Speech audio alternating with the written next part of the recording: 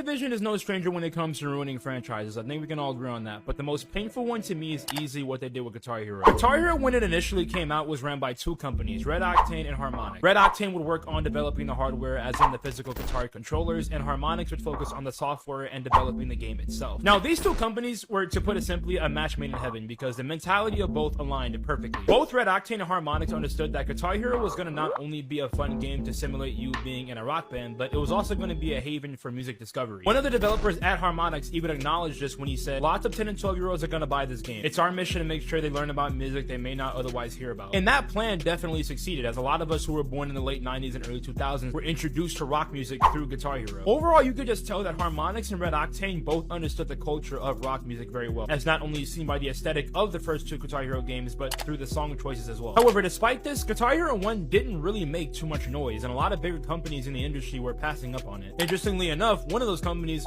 was Activision. In an interview, the CEO of Activision, Bobby Kotick, said that Guitar Hero was padded around to everybody, and we looked at it and said, who's gonna buy a peripheral like that? However, everything changed when Guitar Hero 2 dropped. Guitar Hero 2 took everything that the first game did and improved on it. It had way more songs, improved on the mechanics, and this game received a whole lot more attention. Guitar Hero 2 was a game in which a lot of people, fans, and other companies alike started to look in this franchise's direction. One of those companies, of course, being Activision. And this is where things started to go downhill. Activision, of course, wanted in on the action, so they ended up buying out Red Octane. Then they go on to replace Harmonix with Neversoft, the developers of the Tony Hawk games. Activision essentially came in and got rid of the two companies that actually understood the culture and soul of rock music. Nevertheless, Guitar Hero 3 comes out, and it takes the world by storm. This was a Guitar Hero game that became somewhat of a pop culture phenomenon.